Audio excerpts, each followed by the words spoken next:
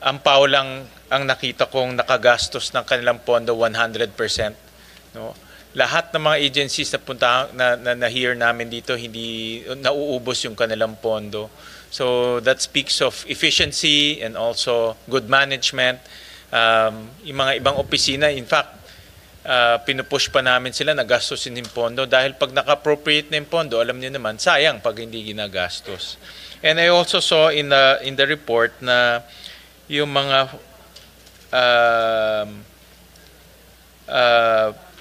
field lawyer positions ninyo, almost lahat na fill up rin. No? 99.93% ang fill up rate. Another, I think for me, this is another accomplishment. Again, many agencies, hirap na hirap punuin yung kanilang mga authorized positions. Sayang kasi andun na yung authorized positions at hindi na-fill up, so naiiwan lang yung pondo. No? So I congratulate the PAO, other than giving our poor constituents access to justice, but also managing the department very well by making sure that all the appropriations are fully spent wisely and also the authorized positions are fully filled up. So I congratulate PAO for those achievements. No? Yeah. Thank you so much, Chairperson, Senator Win Gatchalian, for your remarks na lalo po kami may inspire para sa maralitang Pilipino sa inyong pag-analisa kung paano nagtatrabaho ang buong puwersa ng PAO. Maraming salamat po. At marami kayong bibigyan ng serbisyo. Nakita ko dito in 2024, 15 million ang nabigyan nyo ng tulong. Napakalaki yun na suporta na binibigay ninyo sa ating mga poor constituents, mga indigent constituents. Pero nakita ko rin, ang laki ng jump noong 2023, 12.5, tapos noong 2024, 15. Bakit po lumaki ang kliyente ho natin? Almost 2.5 million ang itinaas in just 1 year. Una po sa lahat, with your permission, sinama po tayo ng ating First Lady, Luis Araneta Marcos, sa kanyang Love for All program sa mga malalayong baybayin, kagubatan at mga probinsya. At sinama rin po tayo sa OFW Caravan ng DMW at ng OWA. At meron din po tayong social media na ginagamit, FB program ng PAO at ng inyong lingkod, na meron na pong 1.63 million followers. At dumami po yan mula po nung pandemya na walang access sa mga opisina. Nagbukas po kami ng aming mga messenger, Viber, at binigyan din natin ng tig-500 bawat abogado para sa cellphone, para ma-text nila ang kanilang mga kliyente at ma-text din sila. So sinamantala po natin ang pagkakataon na bukas ang Twitter, ang Viber, WhatsApp, lahat po ng forms, pati YouTube, TikTok, Messenger, para po ang ating maralitang Pilipino may tatakbuhan kung sakali. At nagpapasalamat din po ako, bagaman kapatid nyo po yung ating mayor sa Valenzuela, sinamahan po niya ako sa pagdalaw sa mga kulungan. Meron din tayo, sa Valenzuela kasi meron kaming programa doon na with the IBP, na may partnership kami with IPP, na tinitignan yung mga kaso ng mga PDL, mga persons deprived of liberty. Kung mga iba ay lumampas na dun sa sentensya nila, matulungan sa courts para makawala na. Kasi iba, meron kaming mga na-encounter, taon na, 2 years, 3 years, nalampas sa sentensya, nandun pa sa loob. So, clog na yung ating kulungan, tapos kawawa pa yung tao dahil lampas-lampas na yung kanyang sentensya. Maganda po yung ginawa nyo dahil nga kukunti na po ang inmate sa Valenzuela. Halos buwan-buwan, napakarami pong napapalaya at yung ating DPH, si Attorney Kuong, ay napakaganda po ng pakikipag-ugnayan sa Office of the Mayor. At talagang full support naman ang Office of the Mayor sa PAO dahil sa batas po natin na inyong ginawa noon ay pwede pong tumulong ang local government unit sa pangailangan ng PAO. Mandated naman po sa batas. Thank you for that, Chief. Nakita ko na ang ideal, based on our notes, and correct me if I'm wrong, but ang ideal number of lawyers ng PAO based on the clients is 3,600. Tama po ba? Pero ngayon meron tayong 2,681. So a deficiency of almost 1,000 lawyers. Tama po ba? Based on data? Opo, kasi ang ating mga piskal po ay 1 court, 2 prosecutors. Ang PAW po nasa ay isang court, isang PAW. Pang criminal case lang po 'yon. Pero po paano yung labor cases natin para sa mga obrero? Paano rin po yung ating mga counterpart ng Solicitor General sa mga apela? Para naman po yung mga atin sa mga preliminary investigation at mga quasi-judicial cases ng maralitang Pilipino. Kaya ang bawat PAW po ay talagang overwork. Halos every quarter may lumaalis po, nagpipiskal, nagja-judge, napakalakas ang turnover. Kaya alang nangyari po kay PAW Chief kundi maging teacher na lang ng mga bagong pasa para po maging epektibo sila. Pero pag naka 5 years, ayun, judge na, piskal na, at may mga justices na rin po sa Korte Suprema na galing sa PAW, sa CA, sa Sandigan, at talagang okay lang po yun dahil magandang source po ang PAW ng well-trained lawyer saka sanay na talagang honest at hindi tumatanggap ng bayad sa kliyente.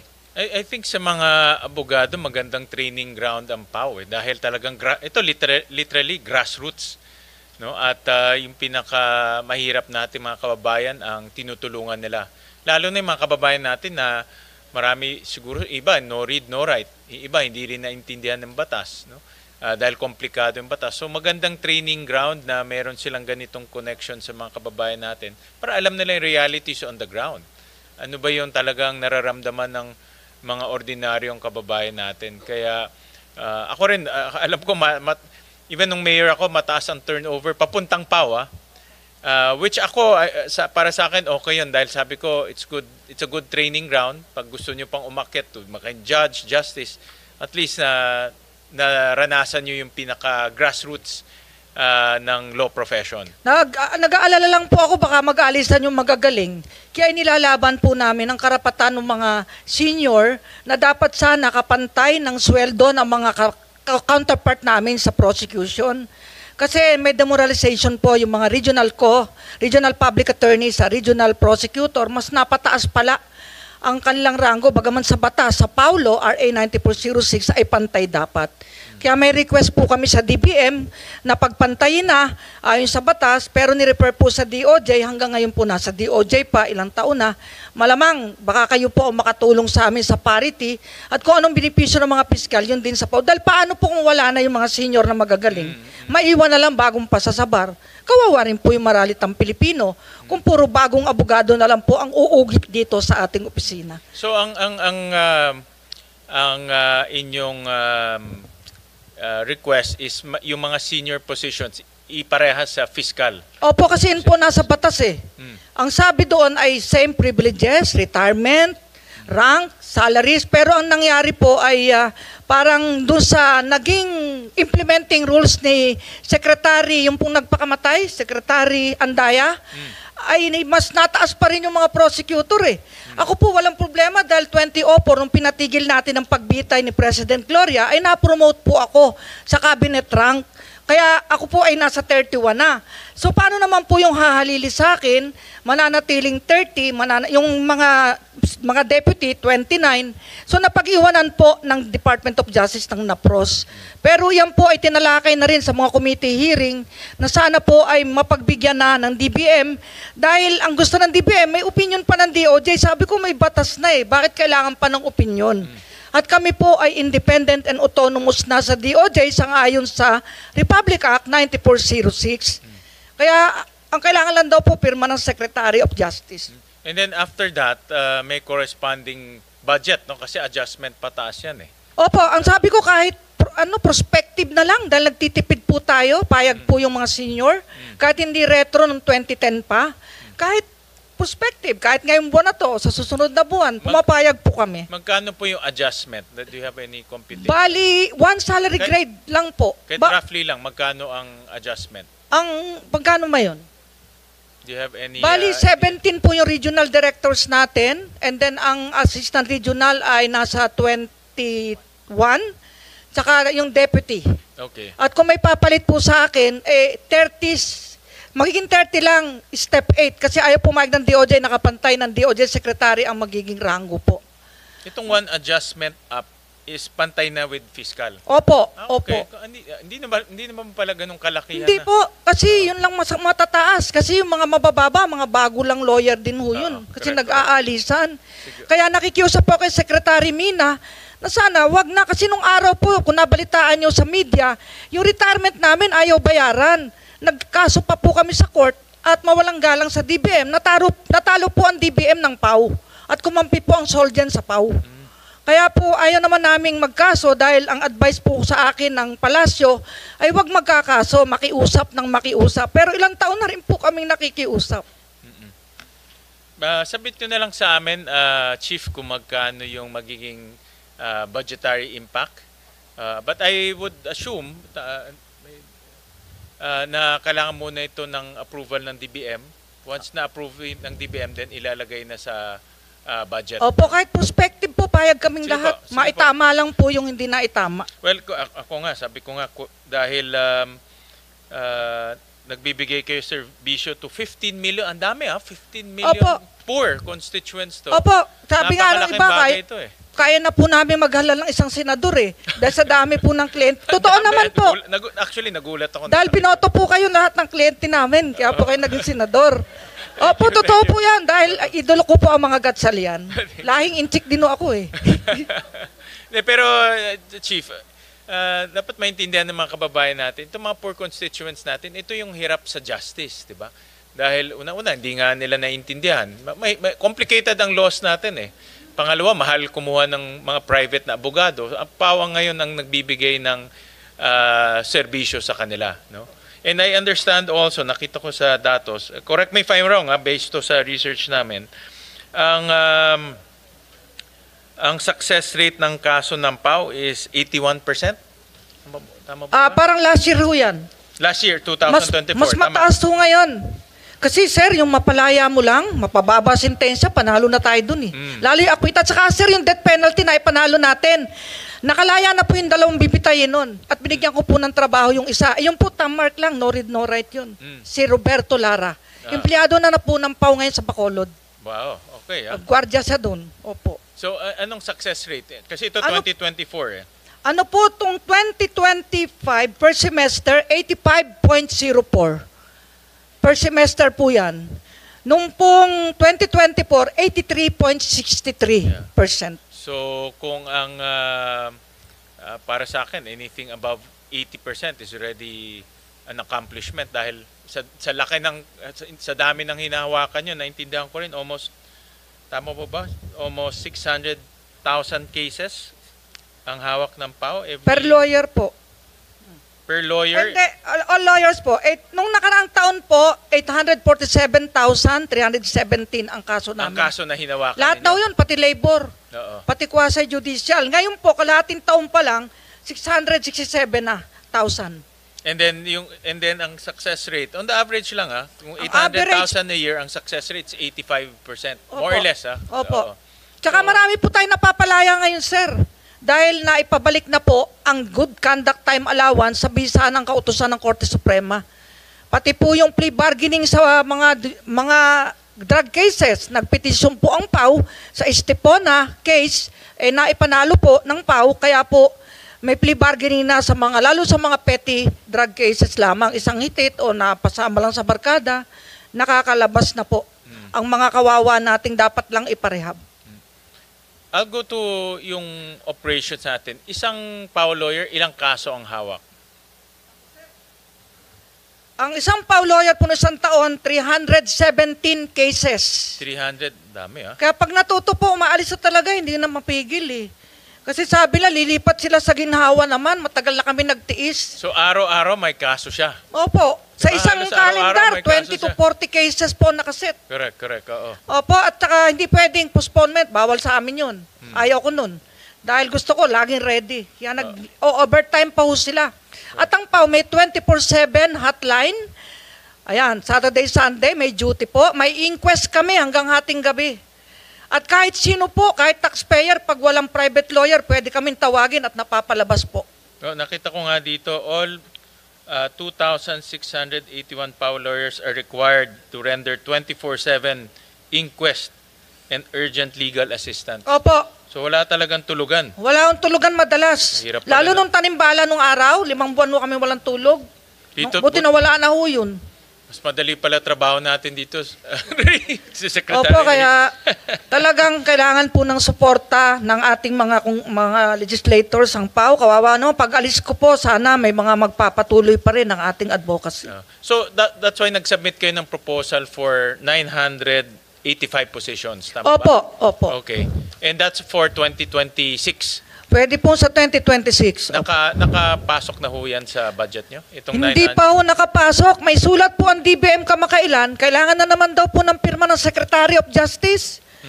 Kaya po, minsan malungkot, nagdemanda nga po kami sa retirement. Kaya lang na kami nabayaran. Dahil nag-object po ang Department of Justice noon.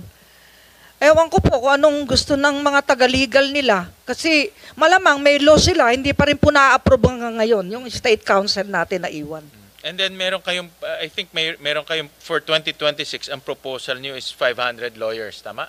Tama po. So yun ang para naman mapababa yung workload na 1:300 cases. Opo, talaga kawawa po yung mga PAW, lalo po yung mga PWD na mga PAW.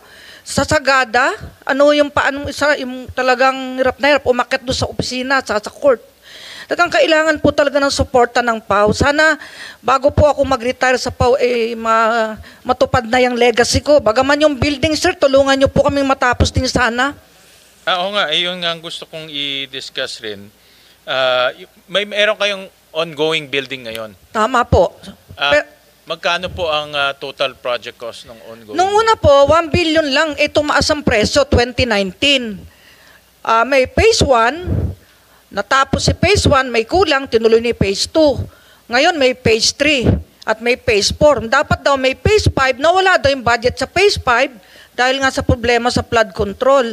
Sana po yung pauman lang maituloy po, matapos natin ma-inaugurate ninyo sir itong aming building kasi nagbibintana na. Meron na ding nakapag-bid sa escalator, elevator, meron na pong aircon, finishing na lang po ito. So kung mapopondohan po to next year, matatapos to next year, mai-inaugurate natin, makakalipat na kami. Yung building nyo for 2026, fully funded na yan? For this coming new itong Wala coming daw new po, year? sabi ng mga taga-DP, tanggal daw po kasi nga sa flood control problem, nadamay po kami. Pero pwede naman ibalik sa, hindi naman flood control yung building eh. Oo nga po. Kaya nga sabi ko, makikiusap ako sa inyo na baka lagyan ng pondo, tanungin natin ng DP, nasa kanila po pera, wala po sa PAW. Hindi po sa akin binigay dahil ang gusto po ng mga advisor ko, wag ako tatanggap ng pera sa pagpapatayo. Ipaubaya sa DP lahat. Pero nagtagal po, 2019 pa yan. 2-year project lang dapat. 2019 pa. Opo, 2019 pa po. Ano na ngayon? 2025, di ano na? 7 years? Mag 7 years, sir. Kaya nakakalungkot po. So wala talaga itong building unusable? Wala talaga? Yari na po. Finishing na lang ang kulang. Pero walang taong gumagamit? Wala pa po. Kasi hindi pa tapos yung pagbibintana. And then nag-umpisa ng construction 2019? Opo. Crap. So magkano na lang to finish? Siguro Video, po, how much? na lang kasi. Sayang naman. Kanina, DPWH yung budget to. Yun ang pinag-uusapan namin, yung mga unfinished projects. Yan Kasi isa yung sayang PAW building, biktima ng unfinished project nila. Ang kasi, problema daw sa subcontractor, di nababayaran. Sabi naman ng contractor, nabayaran. Hanggang na pinagharap-harap ko na sila. Yung pala, hindi talaga nababayaran.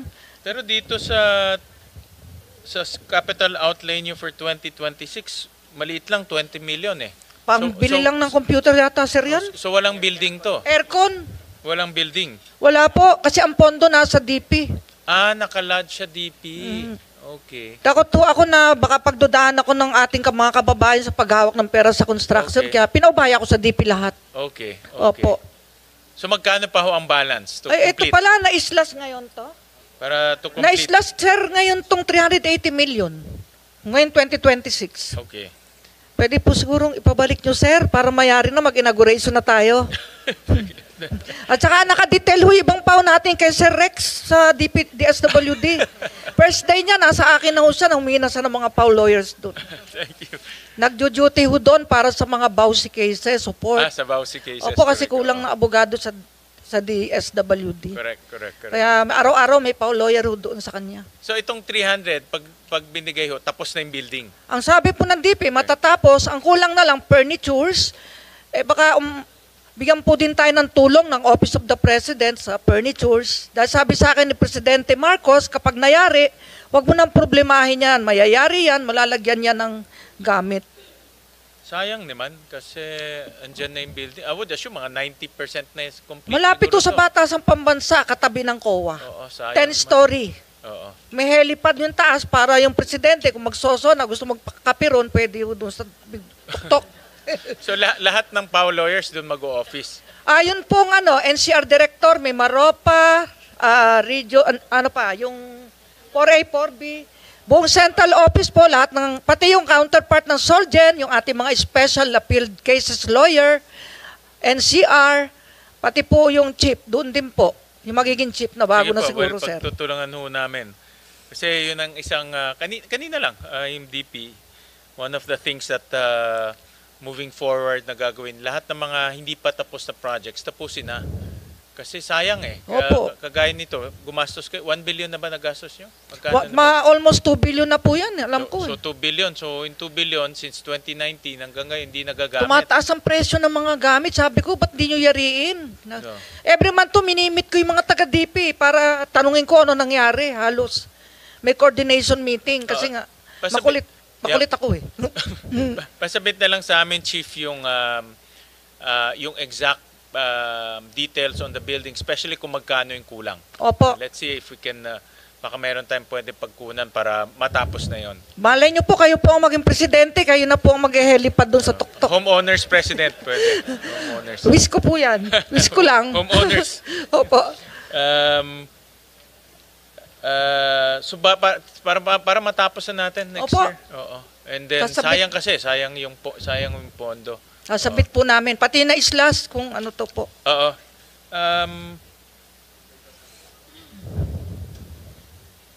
Yung ano ang ideal number of cases per lawyer po ng Per lawyer, ng PAO? sa private po, yung 10, mahirap na sa isang buwan eh.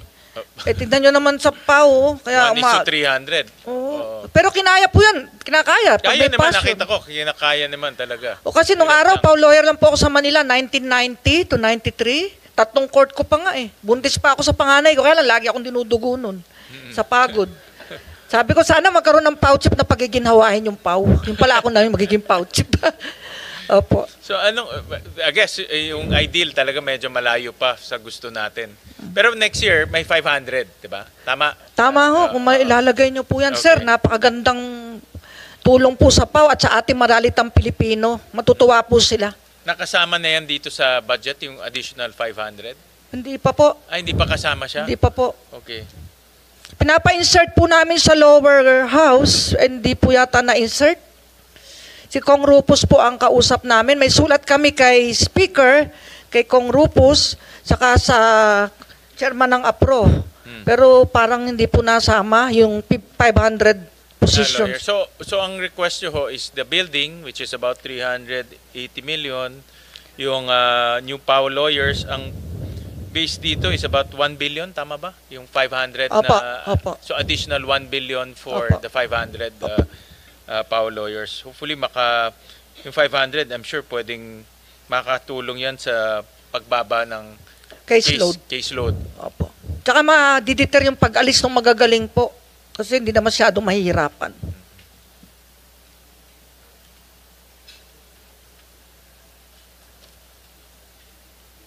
Tama ba?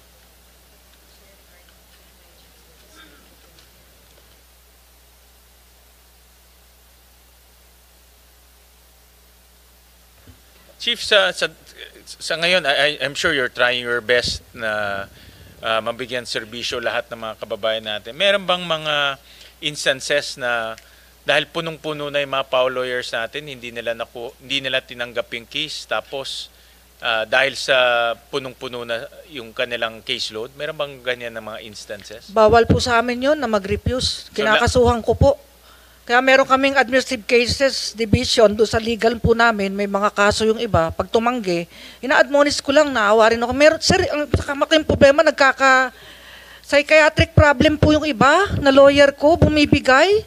Kahit may mga doktor kami nag-aalaga sa kanila, bumibigay, anxiety, depression, marami na pong bumigay. Ako na lang hindi bumibigay yata sa dami ng problema ng bayan natin. Opo. Kaya malaking tulong po madagdagan po ang lawyer at magawa yung building natin. Pero may policy kayo na no refuse. Opo, So, basta dapat- qualified po, bawal tumanggi. Kung di mo kaya magpaparelieve ka sa ibang pwedeng Sa iba gumanap. naman, oo. Mm.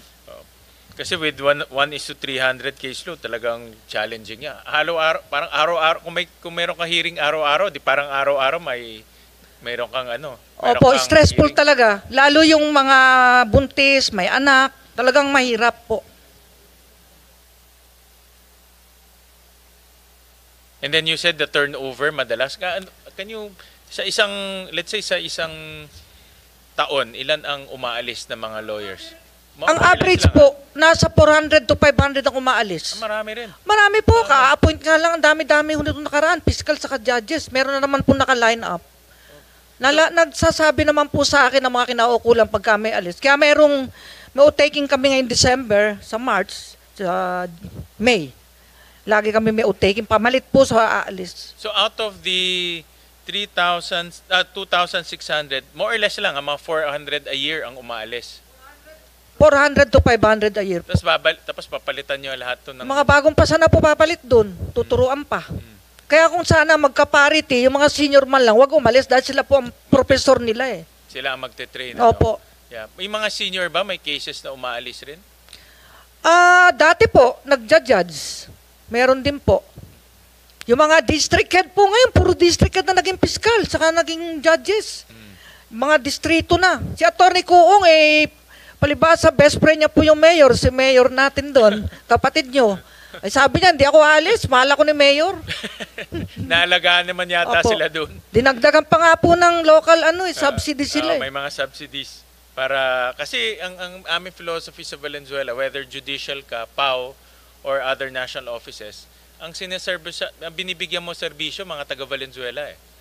No? So, yung client sila, 99% taga Valenzuela eh. So, parang kasama na rin namin sa pagbibigay serbisyo. At saka siya lang ho ang mayor sa buong Pilipinas sa sinamahan ako sa jail. First time in the history in my 25 years as PAO chief. Sabi ko, nagulat ako. Sabi ko, sa darating pong konbensyon namin sa May, siya ang aming magiging outstanding mayor of the Philippines. Totoo yun, sinabi ko na sa kanya. At may singer din ho kayo doon na napakagaling. Dadalin daw niya.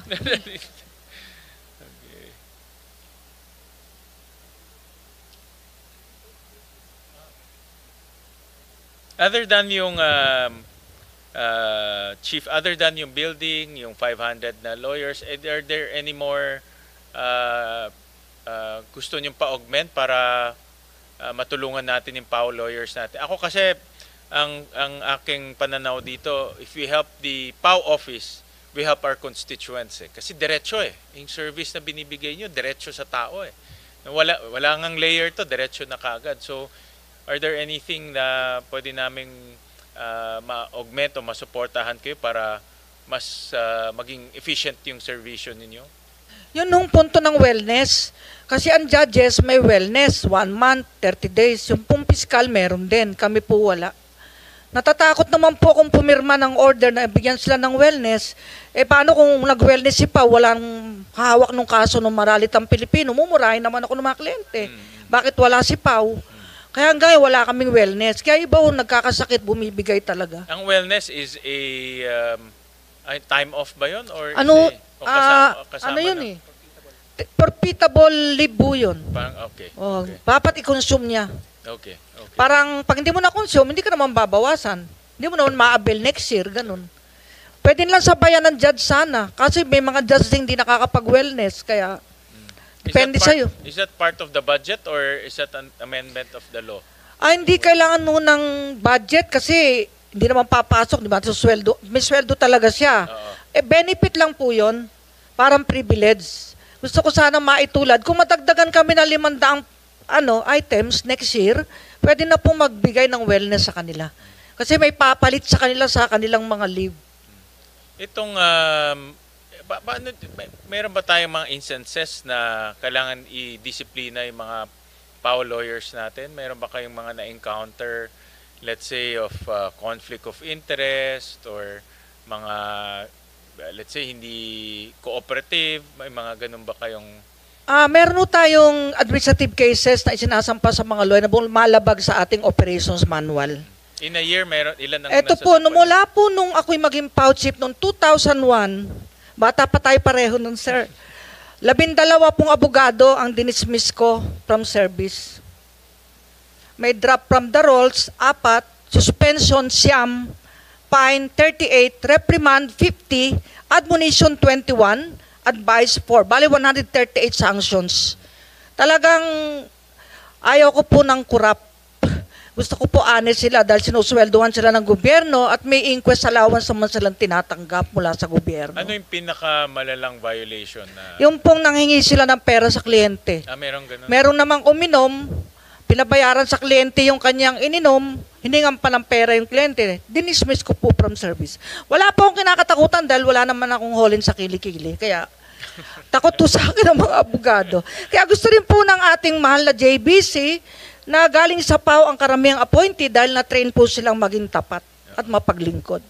How about yung mga conflict resolution sa barangay, mga lupon, Meron din po tayong barangay legal outreach. Meron ba kayong interaction para hindi na lahat umaakit nagiging kaso?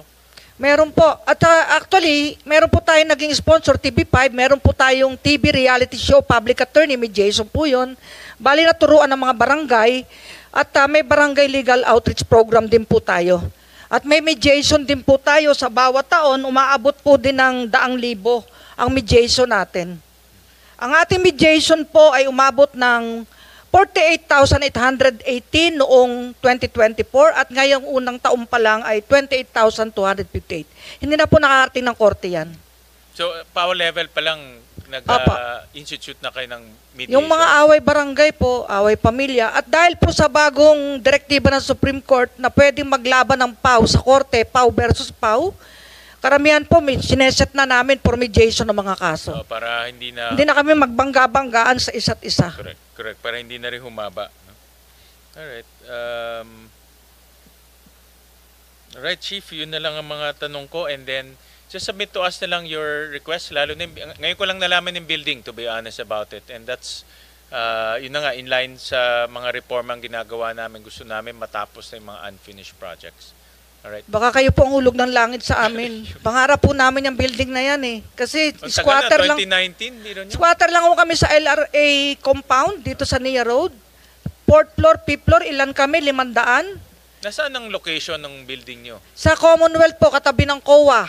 Malapit sa Batasan. Kaninong property yun? Binili po natin sa NHA. Ah, Pinondohan okay. po panahon ni Pinoy. Okay. Hindi Opo. lang, but sabi nyo, 2019, nag-umpisa na. Opo, panahon ni President Duterte naman. Ngayon, tinuloy naman ni President BBM. Oo. Padala na lang in details para matapos. Opo. Once and for all, matapos na natin yan. Opo, salamat po sa inyo, sir. There being no further questions, the budget of the Public Attorney's Office is now deemed submitted for plenary's consideration, subject to the discussion and submission of documents requested. Maraming salamat po, Chief. Thank you.